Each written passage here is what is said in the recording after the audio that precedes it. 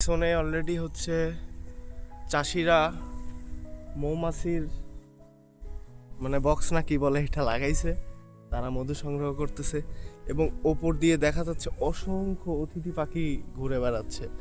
তো এই বিলের বেশিরভাগ ম্যাক্সিমাম পুরাটাই হচ্ছে আপনার সরিষা ফুল দিয়ে ভরা। তো আমরা আজকে এই বিলটা ঘুরে দেখব এবং এই বিলটা কেমন এটা আপনাদের দেখানোর চেষ্টা করব।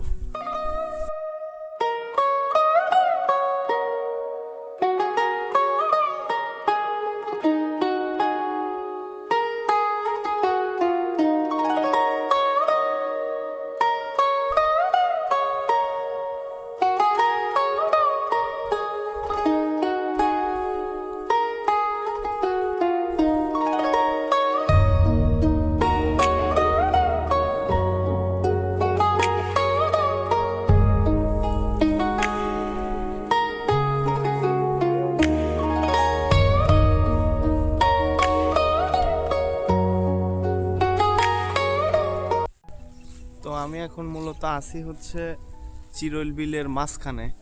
এখানে চারিদিকে শুধু সরিষা আর সরিষা। তো আজকে এখন সকাল 9টা সামথিং বাজে। তো এখন আমরা এদিক চারিদিকে ঘুরে দেখব। এই পাশে অলরেডি যারা খামারি আছে তারা মৌমাছি ছেড়ে দিছে হচ্ছে এই সরিষা ফুলের মধু সংগ্রহ করার জন্য। তো তারা এই মৌমাছি থেকে মধু কালেক্ট করে তারা হচ্ছে বাজারে সেল করবে। তো পিছনে আপনারা অলরেডি দেখতে পারতেছেন তারা একটা থাকার জায়গা করছে এবং এই পাশ দিয়ে তারা হচ্ছে পুরোটাই হচ্ছে মৌমাছি হচ্ছে ছেড়ে দিছে। তো অলরেডি আমরা এখানে দেখতে পাচ্ছি অনেক মৌমাছি উঠতেছে এবং মৌমাছির শব্দও শোনা যাচ্ছে। তো আশেপাশের হচ্ছে কিরকম পরিবেশ আপনাদের এটা দেখাতে চাচ্ছি। বিলের পুরাটাই হচ্ছে আর কি শুধু সরিষা ফুল আর সরিষা ফুল।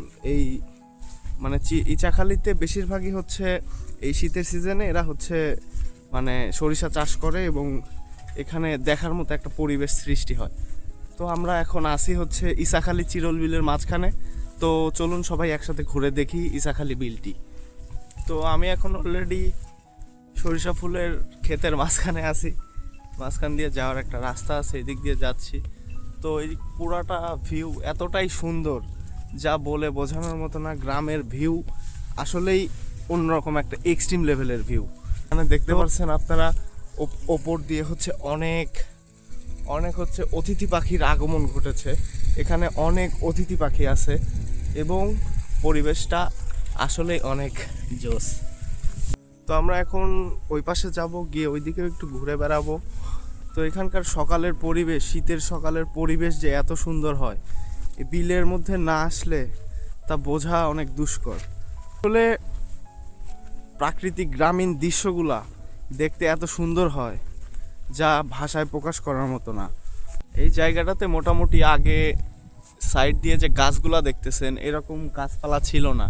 তো সরকার থেকে এখানে একটা পর্যটন কেন্দ্র টাইপের করার জন্য এখানে অনেক গাছপালা লাগাইছে এবং যাতে এখানকার পরিবেশটা অনেক সুন্দর হয় যার জন্য এখানে গাছ লাগাইছে। এবং পিছনে একটা অলরেডি আপনারা একটা বট গাছ দেখতে পারতেছেন, এটা মোটামুটি অনেক বড় হয়ে গেছে।